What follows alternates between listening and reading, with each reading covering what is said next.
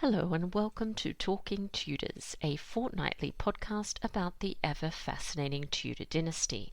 My name is Natalie Grueninger and I'll be your host and guide on this journey through 16th century England. Are you ready to step through the veil of time into the dazzling and dangerous world of the Tudor court? Without further ado, it's time to talk Tudors.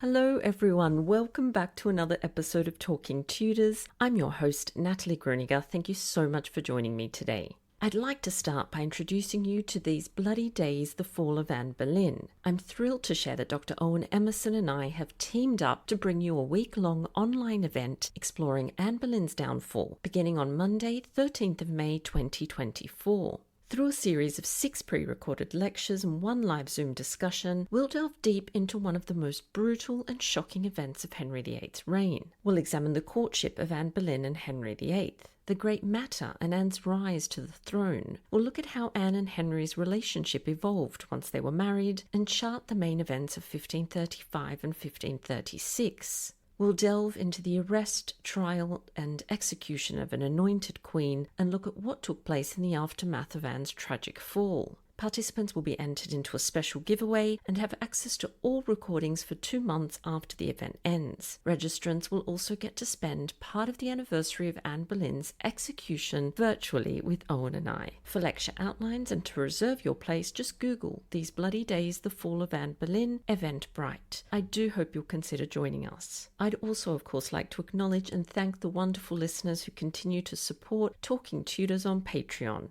And extend a heartfelt thank you to everyone who's taken the time to rate and review the show. As an independent podcaster, this really does mean a lot to me. If you love the podcast and you never miss an episode, I invite you to join the Talking Tudors Patreon family. Please visit patreon.com/talkingtudors for more information. When you join the patron family, you'll instantly unlock access to exclusive posts, including audio releases and videos. Patrons are also eligible to attend additional monthly live talks and take part in a member-only book club. They can also enter patron-only monthly giveaways, to name but a few of the perks. You can also support the podcast and share your love of Tudor history with the world by buying Talking Tudors merchandise. There are a number of designs and products available, including phone cases, mugs, notebooks, and apparel. Check out all the products at talkingtudors.threadless.com.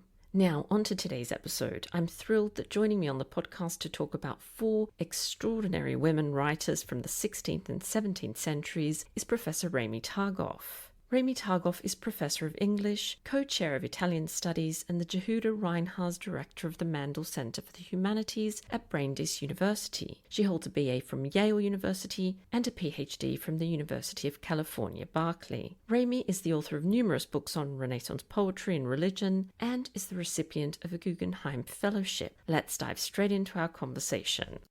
Welcome to Talking Tudors, Ramie. How are you?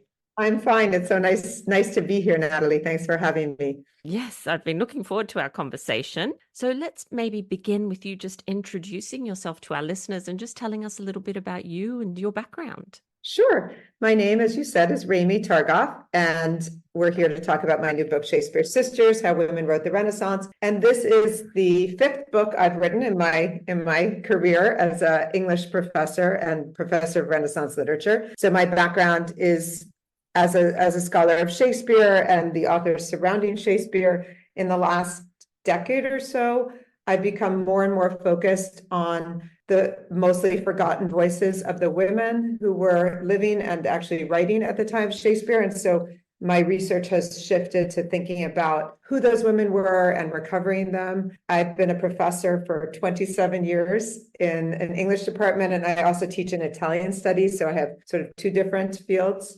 But that's how I've been spending my career. And what a wonderful career. That sounds amazing. So we are here to talk about your new book, as you said. So Shakespeare's Sisters, Four Women Who Wrote the Renaissance. Do you want to tell us a little bit about maybe what inspired that project, the significance of the title, those sorts of things? Sure, I'd love to.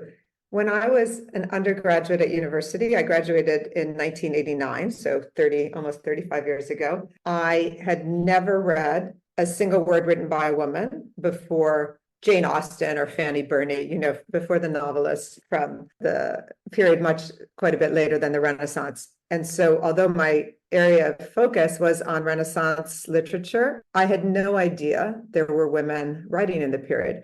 Part of that was because I had read, like many of us did in introductory women's studies classes or introduction to feminism, I had read Virginia Woolf's famous essay or short book, A Room of One's Own, in which she makes a very persuasive and passionate case for how impossible it would have been if Shakespeare had had a sister, and she calls her Judith. She invents this character. What would have happened to Judith if she'd had the same talent as her husband? And she goes on a long riff about poor Judith Shakespeare, who would have been treated like a witch. She would have gone insane. She might have ended her life with suicide because she was so lonely, so bereft. She would have had no opportunity. And I want to make clear, Virginia Woolf is right in many respects that being a woman writer in the Renaissance was unbelievably hard. But what she didn't know, and more or less couldn't have known because they'd been forgotten, was there were women who managed to do this, and women who managed to do this who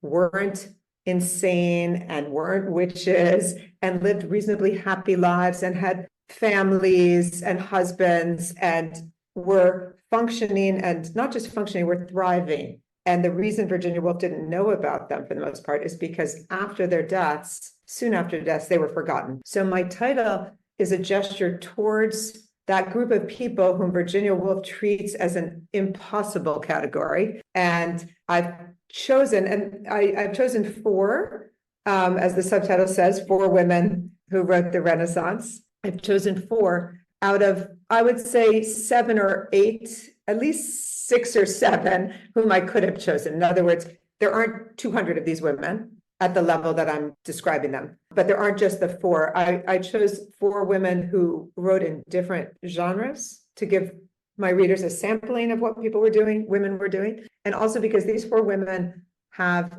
interesting overlaps with one another. Several of them knew one another. And so I don't know if you've had a chance just to read the book, but the book is interwoven. So it keeps shifting characters, and it tries to show the ways in which there was a loose network of women writing at the time. So before we talk a little bit about these amazing women that you feature in your book, can you tell us a little bit more about those challenges that you've mentioned and that Virginia Woolf clearly mentioned that women writers faced in the 16th and 17th centuries as well? Yes, absolutely. So the first and maybe most relevant thing to say is that women did not go to school, period. There were very, very, very few opportunities for women to get any education. And to the extent that they had any opportunity, it would have been at the grammar school level, at the elementary school level. So, middle-class men or boys could get all the way to university. Christopher Marlowe was the son of a shoemaker, and he managed to get to Cambridge on a scholarship. This is not to say that there was tremendous opportunity for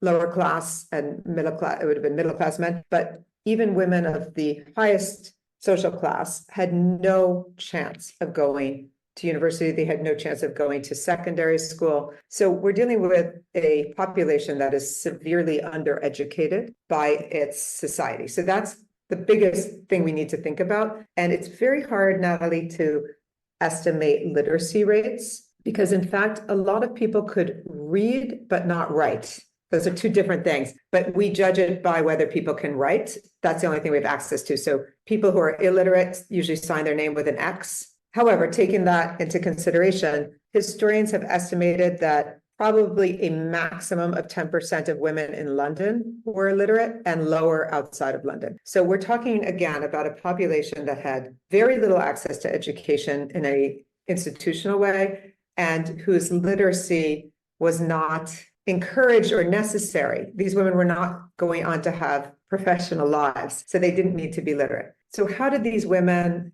the women I'm writing about, how did they get their education? At home. They got it at home. And so it really depended very much on the luck of the family you were born into, whether they valued educating their daughters, why that mattered to them, whether they had brothers and therefore possibly there were tutors coming into the house at earlier ages, because boys, when they were young, were educated at home very often, aristocratic boys. I should also say that given everything we're describing, it's not a coincidence that two of the women of my four women were from the aristocratic class. One was what we would say sort of a wealthy bourgeois person. Her father was a successful lawyer. So even though they weren't titled, they had the means to educate their daughter. And then one of them, actually, who was the most interesting in terms of class, was the daughter of an Italian immigrant who was a musician and therefore was not from a wealthy family. Her mother was illiterate. And it's quite extraordinary that she became the first woman to publish a book of poetry in the 17th century. So that's the sort of basic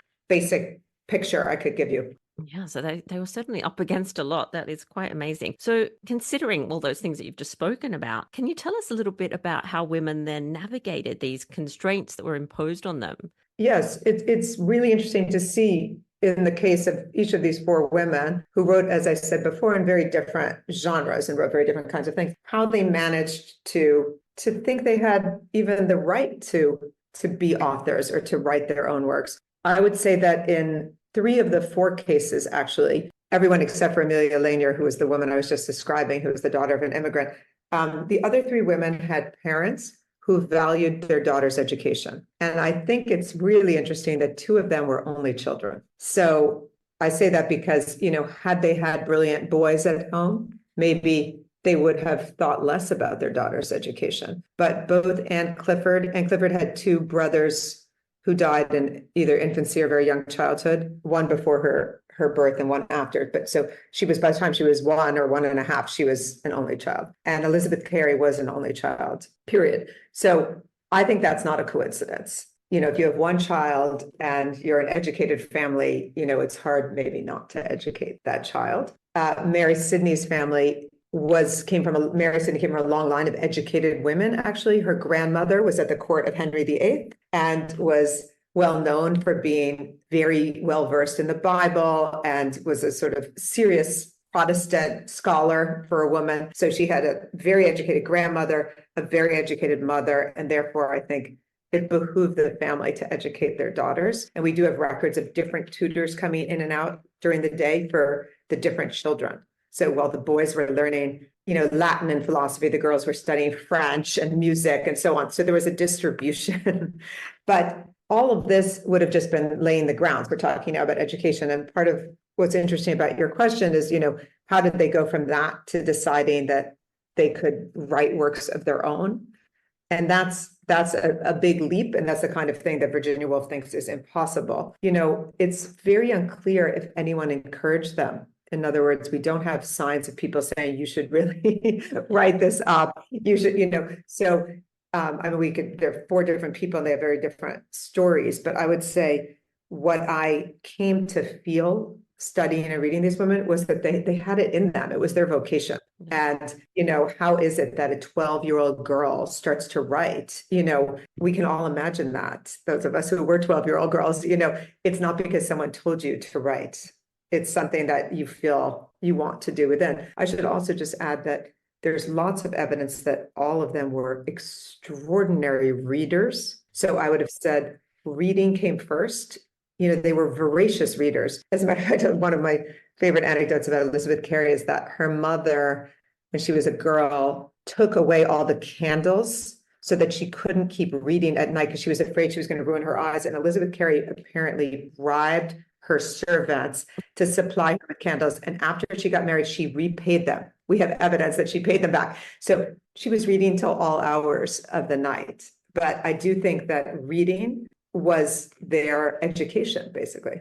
I love that anecdote. You get a real sense of the personality, don't you? The Yes, person. totally. And we probably all know, like I was a primary school teacher for many years, so I can think of children, that come to mind that were just voracious readers and incredible writers from such a young age. So, we still sort of have it, don't we? So I need to hear more, Ramie, about these incredible women. So you've mentioned that there are four that you feature, and you've talked a little bit, you've given some of the names there, all of them, I think. So can we start with Mary Sidney? You've talked a little bit about her, but can you tell us a little bit more about her life and her work as well? Sure. So Mary Sidney is someone who, on the surface of things, had the most privileged life. And I can say that about Anne Clifford also.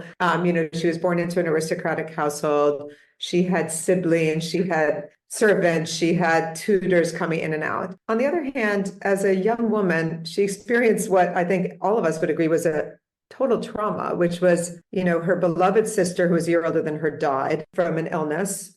The next thing she knows, she's being shipped off away from home, and home was primarily in Ludlow in Wales. She lived in Ludlow Castle. That was her father's. Her father was the governor of the Marches in Wales, so they lived in this extraordinary castle. She was shipped off to be a maid of honor at the court of Queen Elizabeth. Now, this was a great honor, as the title suggests. On the other hand, she was a young girl. She wasn't quite 14, and she just lost her beloved sister. And she left home and made what would have been a significant journey from Wales to London to live at court. And within, less than 2 years, she was being married off to a man who'd been married twice before, who was 23 years her elder. So she's 15 and he's 38. No sign that she's interested in him or attracted to him. No sign, by the way, that he's particularly interested in her, except that she comes from the right family and she's young. And his goal was to have an heir, which had eluded him until that point. So the two marriages had been childless. One was a very brief marriage, but in any case, he was the Earl of Pembroke. So he had an extraordinary fortune and estates and title that he needed to be passed on. So Mary Sidney is married off as a teenager to this much older man with whom she has no connection personally. And one of the most interesting ways that she expresses the pain of that or the sorrow of that is through her writing in the most subtle way, Natalie, because one of the things that she did that she's most famous for, in fact, was that and I'll come back to this maybe in a minute, but she translated the Psalms of David into magnificent English poetry. And the way you can tell that these Psalms were translated by a woman is there are these moments in the Bible that get just quickly skipped over that she brings to life. So just on the topic of her marriage, there's a moment when this young Egyptian princess is being taken away from her family to marry Solomon. And it's, as I say, it's no one emphasizes this except for Mary Sidney, but she talks about her homesickness, the princess's homesickness, and about being torn away from her parents. And so you hear the kind of anguish that she must have felt. Otherwise, it's very hard to get access to that because unlike Anne Clifford, who we'll get to, who kept a diary forever, we don't have access to Mary Sidney's inner life. So we learn about her more through her correspondences, but also through her writing. So in her case, although the circumstances I just described were very difficult and also by no means unusual. I mean, arranged marriage, all marriages were arranged unless you sort of ran off and got in trouble, especially among the nobility. It seems like the marriage was quite supportive in the sense that her husband allowed her to write and to create a library and to invite poets and friends over. Some people talk about her having a salon at Wilton, which is their principal estate near Salisbury. I'm not sure. There's not really a lot of evidence that it was what we would consider a salon, but she certainly brought tutors for her children who were well-known poets and historians, and she was a great patroness. But most of the writing that she did that has survived is translation. So she was a translator of the Psalms. She was a poet. She was a poet in terms of her craft. But she only wrote a few original poems that have survived, and then she did some extraordinary work as a translator. It's amazing. It does seem that translating was, if women were going to write, that was sort of like an acceptable form of work for them, I think, at that point. Totally, because if you think about it, it's the most sort of self-effacing. Yeah. I'm not actually writing my own original work. I'm just taking these words of this man and translating them into English.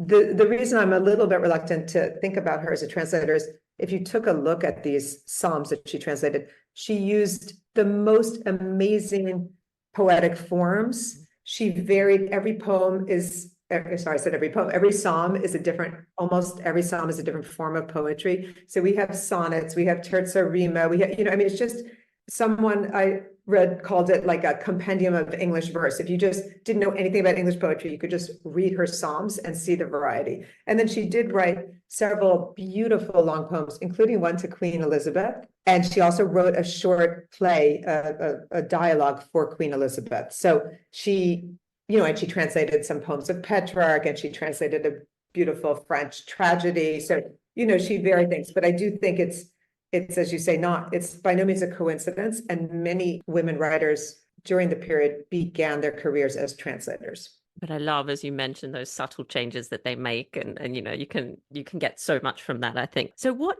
about Amelia Lanier? You mentioned her. So what drew you to her story? What makes her fascinating? So she's the most surprising figure, as I said, because she's the daughter of a recorder player at the court of Elizabeth. Her father, Battista Bassano, was born in Venice, and he and his brothers came over from Venice to create a little recorder consort, a recorder ensemble for Henry VIII. So on our Talking Tudors theme, these are Tudor musicians who stayed with the Tudor family. They managed to stay in position through, Henry, Edward, Mary, and Elizabeth. And there's some evidence that her father was Princess Elizabeth, when she was princess's Italian and lute teacher. It's not 100% confirmed, but there are correspondences in Italian. There are letters that the father wrote to Queen Elizabeth, which I find very, very touching. So Amelia Lanier grew up, with this, very sort of middle-class father who was a musician, and all of her uncles were musicians and cousins. And her father died when she was 5. She had a much older sister who was married. So she lived alone with her mother, who was an English woman who seems to be, as I mentioned, illiterate. So the big question is, how did she go from that background to being someone who claims that she dreamt in Latin? Okay, so I should mention that women weren't even supposed to learn Latin. Latin was for boys. She certainly knew her Latin. So there are lots of questions about her. And one of the really fascinating sources about Amelia Lanier is the astrologer whom she saw for a number of consultations in 1597. It was very popular in this period to consult an astrologer. This astrologer in particular, Simon Forman, was also, we would call him basically a quack, because he didn't have an actual medical education, but he was also a medical practitioner. So Elizabeth Lanier went to consult with him because she was afraid she was having a miscarriage. And she did, in fact, miscarry. And that was something that unfortunately happened to her a number of times. She was able to have one child, but she had one child before her marriage, which we can come back to, but one child with her husband who died as an infant, and then multiple miscarriages. Anyway, when she went to see this clinician / astrologer, he was a great keeper of records. So we have we call them case books. We have his case books where, I wish I could show you, Natalie, a page, but you literally see him drawing her astrological chart. And it says on the top, Amelia Lanier, age 29, and he draws out the chart and then he puts notes underneath. So much of what we know about her personal life,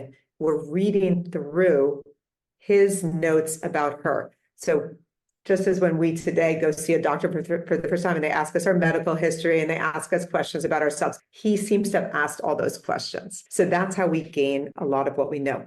Based on that information, what she told him was that she was taken up by the Countess of Kent. So what does this mean?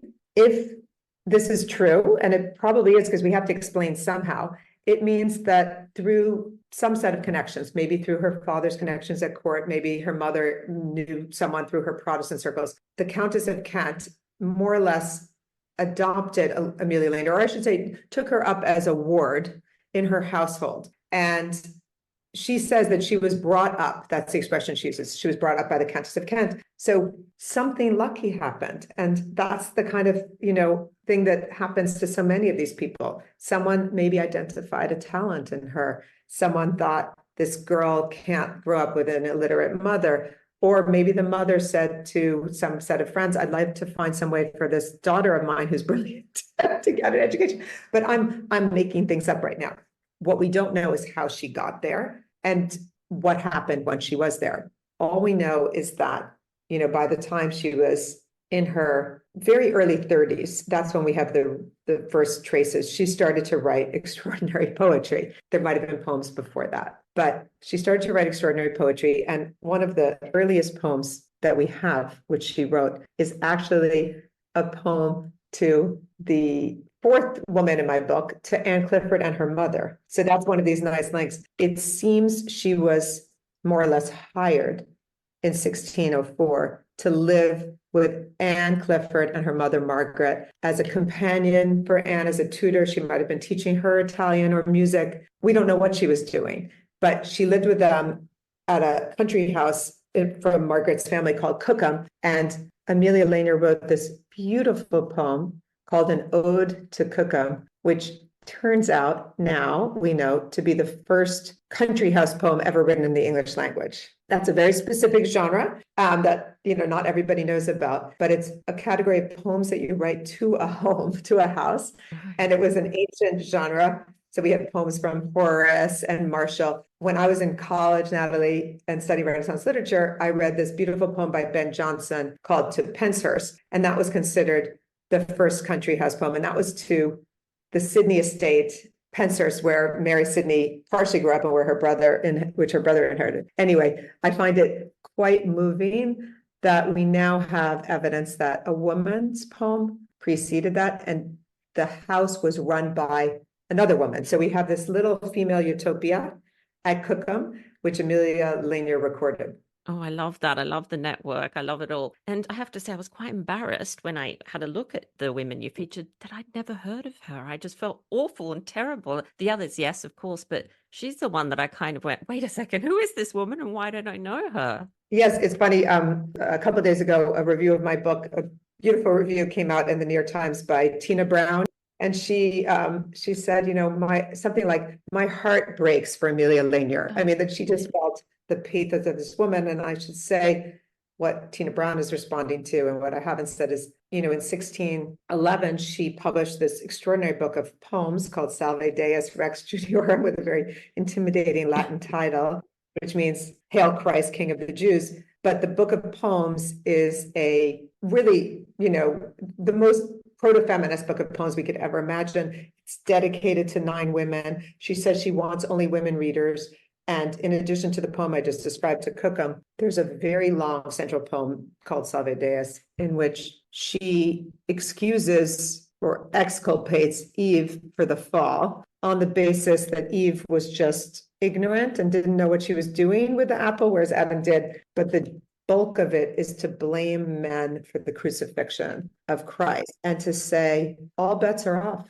She puts in the mouth of Pontius Pilate's wife, this long, passionate tirade against men for killing Christ. And Pontius, in the Bible, Pontius Pilate's wife, tells her husband not to go forward with the crucifixion, that she's had a dream. And Amelia Lanier takes that tiny, tiny moment. It's only in the Gospel of Matthew, and she turns it into this long, long, passionate speech in which this woman without even a name in the Bible says, if you guys do this, then we should now be equal again. That this sort of levels us off, that women and men deserve to be equal. So, this book of poetry is just a bomb. But I'm getting to the point about feeling sorry for her. Published in 1611. That's it. There's no second edition. It was actually published twice within a year, probably because a printer changed, but was never republished. she went on to have financial troubles and do all sorts of entrepreneurial things. She never wrote anything that has survived after that.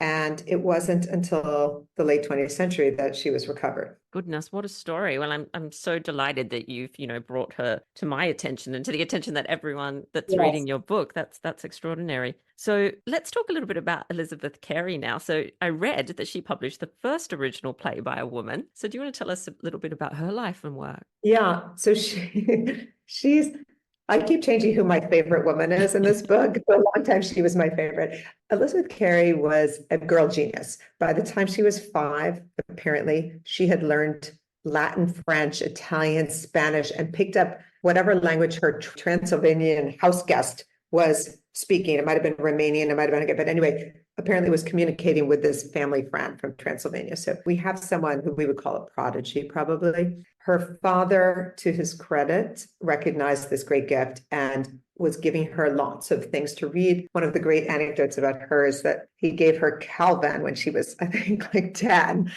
Calvin.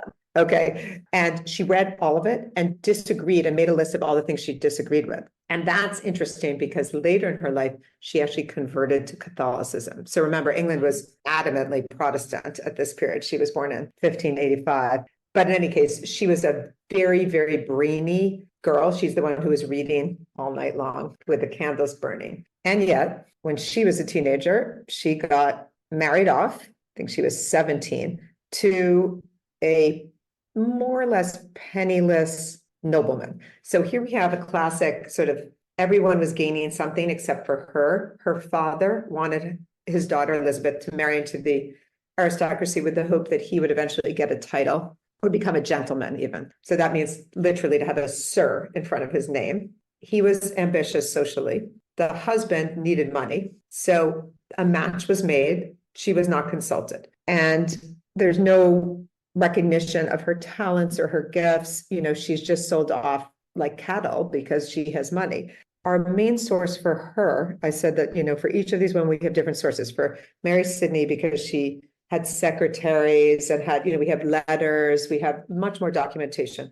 For Amelia Lanier, we mostly, in terms of her personal life, have the records of her therapist / astrologer, who, by the way, either tried to sleep with her or almost slept with her or sexually harassed her. There's the whole story there about what happened between them sexually, which is a separate topic. In the case of Elizabeth Carey, we have a magnificent biography written by her 4 daughters. In this case, after her death, 4 of her children decided that their mother's life was worth remembering. And they together wrote, and I say together because there's signs, the scholar who published it recently, Heather Wolf, has done amazing work on the manuscript and sort of sees different hands writing different notes. So we don't know, who exactly wrote more or less, but she had 4 daughters who had all become Catholic nuns. She tried to convert all of her children and was successful with most of them. And they had become Catholic nuns in France. And around 6 years after her death,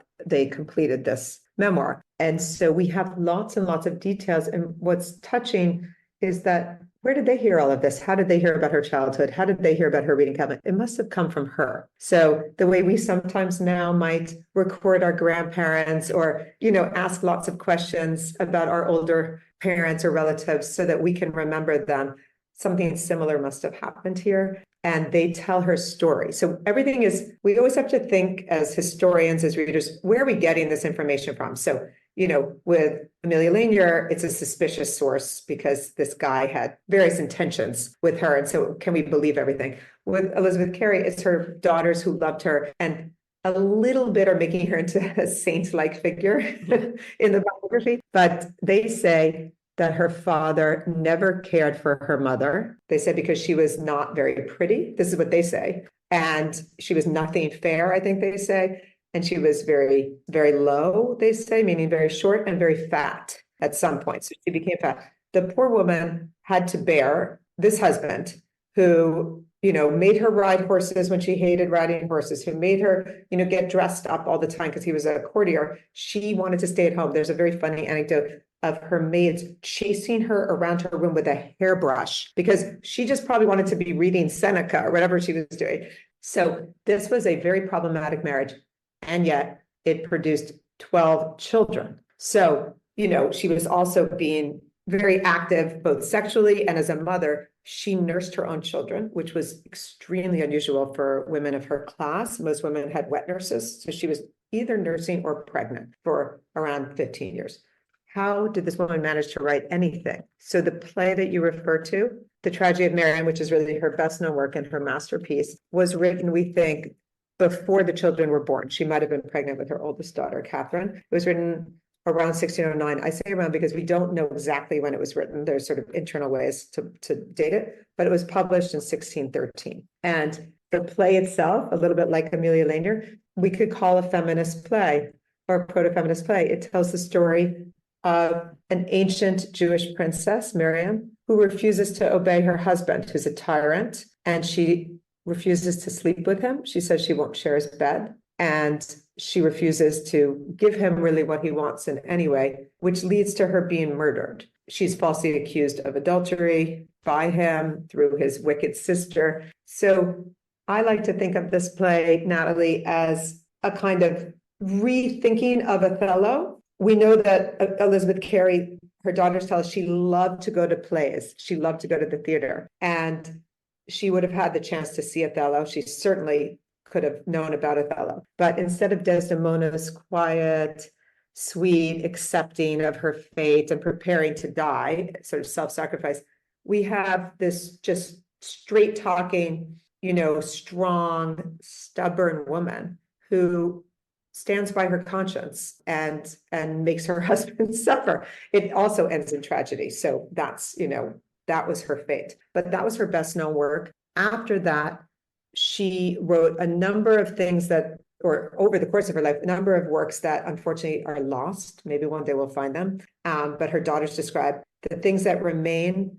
There's a quite fascinating history of the King Edward II, who was also the subject of a Christopher Marlowe play. There again, we see she emphasizes the woman's story, the wife of Edward II. Edward II was homosexual and didn't care for his wife, Isabella, who suffered a lot. And Elizabeth pours herself into that. And I also think it must have been partially writing from her own experience, because her husband apparently didn't really care for her. So we have that, and then we have some religious works that she translated. How wonderful to have that memoir or the recollections of her children. Like so often, these women in history, we've got almost nothing, and it's just amazing that this survives. It's an amazing work, and it was rediscovered. It was written in the 1640s. It was rediscovered in the 19th century in the archives in France from the nunnery, and so someone found it and published it as a Catholic life, basically. Oh, I live in hope that we'll find other things in the future, because I love those stories of things resurfacing. Yeah. So there's one more woman that you feature, and you've already mentioned her, of course, Anne Clifford, the diarist. So do you want to tell us a little bit about her life? And she had also many challenges in her life. She is the most fascinating character. Sometimes people ask you, who would you like to have dinner with? Yeah. I think she's my number one choice for dinner, because she was just a ball of fire. So this woman was born in 1590 into the most extraordinary wealth and pedigree. So she makes Mary Sidney's family look kind of like nouveau riche, because she dates her family back to the Norman Conquest, and they owned 90,000 acres in the north of England. So they were, I think, maybe the largest landowners in England after the monarch. She was an only child. Her parents had a terrible marriage and actually more or less were divorced. They lived separately, and her father sent what we would call alimony, basically, to the mother, although he often forgot to send it. But the most significant thing that happened to her and that shapes her life as a writer is that when her father died and she was 15, he disinherited her. So no, disinherit is too strong, but because he provided money, but her family's history was such that the entire estate was supposed to go to the direct heir, regardless of sex. So the Clifford family, he was the Earl of Cumberland, had a specific law that was passed in the 14th century. The king created what was called an entail, that all of the land. So think about, Downton Abbey or all the Jane Austen novels we've all read, where, the sisters are all sitting around thinking who's going to inherit. That wasn't the case in the Clifford family. She was an only child, and there was a law that the property should go to the direct heir. Her father decided otherwise and disinherited her and left all his money to his brother. He, as I say, he provided cash, to her, but he wanted the estate and the name to carry on because, of course, she would marry outside of the family. So that happened in 1605. And for the next almost 40 years, she fought that. She fought it with lawsuits. She fought it by defying her husband, by defying her king. This was just a fierce, strong woman who said she would do anything to get back her land. How do we know all of this? Because, as you already mentioned, she kept a diary, and she started a diary. Her earliest self-writing is from 1603, which is 2 years before her father died. She wrote some years after, probably in the early 1610, 11, she went back and wrote a memoir of the year 1603 because it was a particularly memorable year. Her diary starts with the funeral of Queen Elizabeth, with the death of Queen Elizabeth, and she was actually at the funeral, and she describes that, and she describes the arrival of the new king and queen from Scotland and rushing, sleeping on the floor of a castle overnight to get to the spot where they were going to welcome the new king and queen. She describes the plague in 1603 and being quarantined. When I read this, after our pandemic, I really had the shivers. Her mother was so angry at her for riding in a carriage with someone who was sick, and they quarantined her for 10 days. So a lot of the protocol that we had. Anyway, she started by writing a memoir of 1603. And then within a decade, she was keeping a daily diary. And she basically kept a diary until the day before she died in 1676 at the age of 86. And her last sentence was, "Thank God I am so well." And then she died the next day. So she was someone who thought that her own life mattered, that her story mattered, and she wanted to keep track of it. And reading her diary, Natalie, is like entering into, someone's inner life at the level, she says things like, "Today, I read Chaucer. I'm wearing my green taffeta.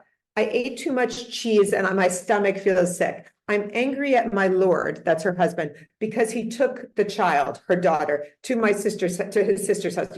We get this weird combination of what she's thinking, how she's feeling, what she ate, what she's reading, who she's meeting, all mixed up together. But her primary motivation, I think, in keeping the diary was to keep track, not just to keep track, but was what I think Freud would say, to work through her lawsuit and her anguish about not being able to have what she thought was rightfully hers. And her biggest ally in this was her own mother, who, as I mentioned already, was separated from the father and was unbelievably angry. So, a 15-year-old girl can't start a lawsuit. But this is interesting, we talked earlier about what women couldn't do. So women were allowed to sue, which is interesting. So her legal guardian was her mother, and her mother started the lawsuit and hired a team of lawyers and archivists and so on. So what started as a combative project, I think, turned into a life project of writing. And her diary is really her companion. She's very lonely. At one point she says, quoting a psalm, in fact, "I'm like an owl in the desert." She was all alone. She says, "I'm very lonely. I'm very melancholic." She talks about her psychological state in ways that we so rarely get to see in women from this period. We don't get to hear that, So reading her is extraordinary. And I do just want to mention that her diary, interestingly, fascinatingly, her earliest diaries were published in 1923, so 101 years ago, by Vida Sackville-West. So Vida Sackville-West was Anne Clifford's husband's direct relative. Her first husband was named Richard Sackville. And Vida Sackville-West came upon the manuscripts in the house where she grew up, where Anne Clifford lived with her husband, Noel House. And Vida decided to publish this extraordinary woman, this descendant of hers, who had given voice to so much that we don't know about from the period. So that was the first publication in 1923, but then it wasn't until the late 20th century that the other diaries started to be published. And only recently, thanks to the work of a amazing scholar, Jessica Millay, have all of her autobiographical writings been published. Because she also wrote, a full memoir of her life with a great title, The Life of Me, which I love. And she then compiled a family history that's three enormous books, like the size of the biggest atlas you've ever seen, called the Great Book of Records, that goes back to her Norman conqueror ancestors all the way up through herself. How amazing. These women sound absolutely extraordinary. And to have her story in her own voice is so rare. The Yes. person I study is Anne Boleyn, and I could only dream about having that sort Oh of, my God. Can you imagine? oh, It is amazing. it's absolutely incredible.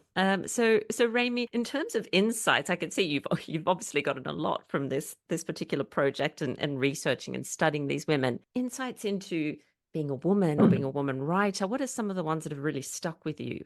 Well, I would say my great astonishment really, and so in this sense, it does correspond to Virginia Woolf's basic thesis is, how many conditions have to have lined up for these women to be able to write. And, I've been really struck by the fact that, for example, once Elizabeth Carey was burying all of those children, she couldn't write anymore.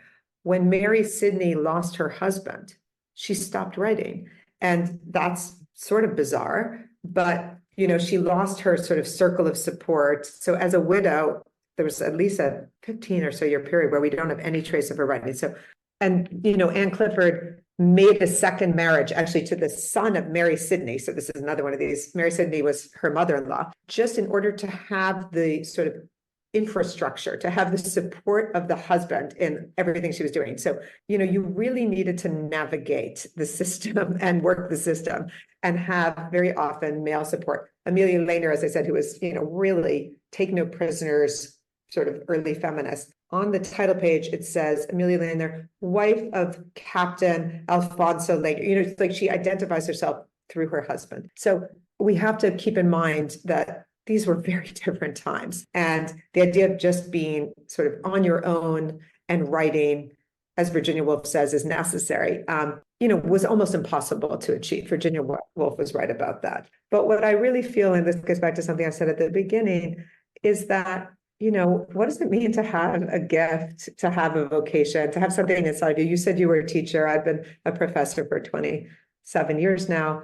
And as you say, sometimes you can see that students just have that, whatever situation they come from. And so I think we're looking at genuinely exceptional people whose culture and world didn't encourage this at all. And yet they managed to do it. So it's a story of terrific endurance and triumph, and also, believing in oneself, all of which was necessary for women in a way that men had to have a vocation. Men, were entitled to write, everyone was writing sonnets, and many of them were terrible poets, but they felt entitled to do that. So, it took all that much more as a woman to get your voice out there. Yes, and I'm curious because you mentioned earlier that you obviously had a pool of, was it about 7 women to choose from? So are there any others that you feel deserve more attention? Yes, I mean, if there had been a fifth woman in the book, it would have been Lady Mary Wroth, who was actually the niece of Mary Sidney. Right. She was Mary Sidney's brother, Robert Sidney's daughter, and Mary Sidney knew her. And she wrote a romance, a sort of epic romance and a sonnet series in the early 17th century, and was a fascinating character. When I was laying this out, I realized there was so much overlap between their family stories that it felt almost repetitive, but she deserves our attention for sure. Another woman who I think is fascinating, who's sort of at the very end of this historical period, is Margaret Cavendish, who was a philosopher and a kind of scientist and a great writer. And there's actually, I'm glad I didn't include her in my book, because there's now a brilliant new biography of her by Francesca Peacock called Wit. So she's another very prominent figure. Then there are some more minor figures, a woman named Isabella Whitney, who I always say that, Amelia Lehner was the first woman in the 17th century to publish a book of poems, because Isabella Whitney published a very small, but a book of poems in the 16th century. There's just not a lot of material about her. Someone could certainly dig it up. But I was also looking for women who were born, my 4 women were all born during, they could have been Shakespeare's sisters, basically, or anyway, were born during Shakespeare's lifetime. I was really thinking about the fact that many of us, when we have thought about what it would be like to be a woman in the period, think about Shakespeare's heroines. We think about Portia and Rosalind and, Viola and Olivia, and these are fictional characters created by a man.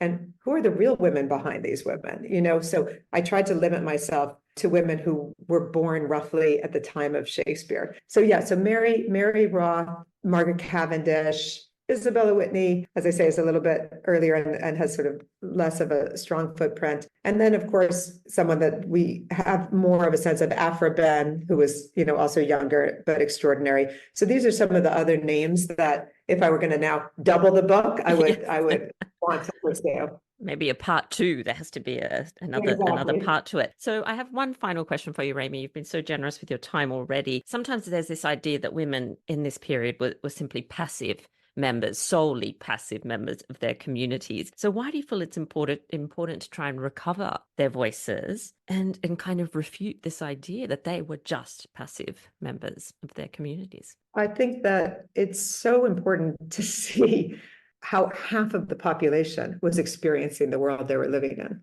This is not some minor group of, a cult that we found in, some pocket of the world. And I think the same can be done for any period in history, right? That women have always been, by definition, roughly half of the people living. And we hear so little about them. So, everything going on in England is refracted through the women in my book. I mean, I have firsthand reports of the Spanish Armada, of the killing of King Charles, and so on, of all of the big events that were going on.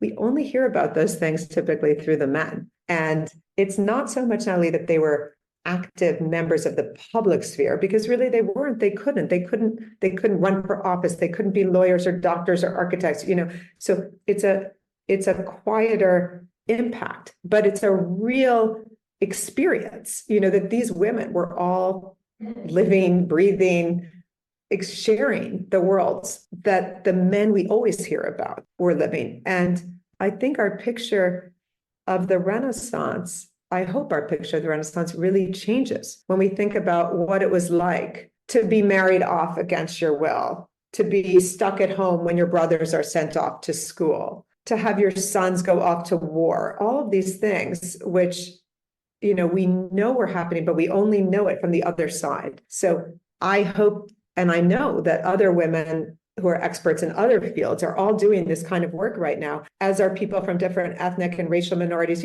Let's get all the voices onto the table. Let's not only hear history from, the male dominant perspective, which is also important, but to fill it out, we're really only hearing half of the story. And I think you've given us so many things to think about, important questions, especially being Women's History Month. I think that's wonderful for us to reflect on those things. And the very last thing, and then I'll let you get on with your day, is the Tudor takeaway. So I ask all my guests for something for our listeners to go off and explore after the episode. So do you have a takeaway for us? So yes, I saw that you asked me that. And in terms of things that I love that have been done about Tudor history, for me, I think I want everyone to go watch Mark Rylance star in Wolf Hall. I think this is just the most brilliant capturing of not just, those personalities and characters, it sounds like, which is your primary field, but also the interiors, the spaces, the fact that people live in these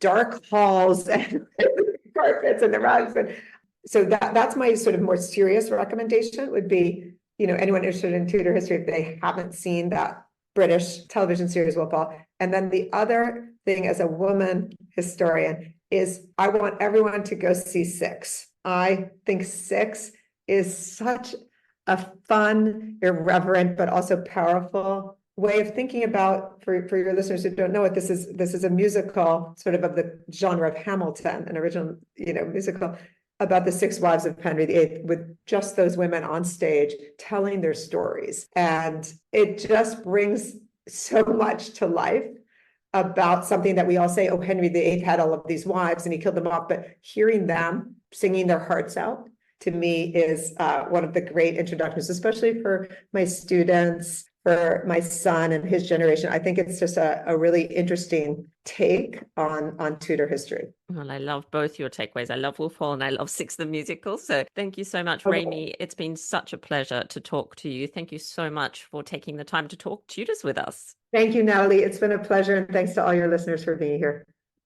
Well, that brings us to the end of this episode of Talking Tudors. Thank you so much for joining us. I absolutely love to hear from listeners, so if you have any comments or suggestions, or just want to say hi, please get in touch with me via my website, www.onthetudortrail.com, where you'll also find show notes for today's episode. If you've enjoyed the show, please share the podcast with friends and family, and don't forget to subscribe, rate, and review. I also invite you to join our Talking Tudors podcast group on Facebook, where you can interact with other Tudor history lovers and hear all the behind-the-scenes news. You'll also find me on Twitter. My handle is On The Tudor Trail, and on Instagram as The Most Happy 78. It's time now for us to re-enter the modern world. As always, I look forward to talking Tudors with you again very soon.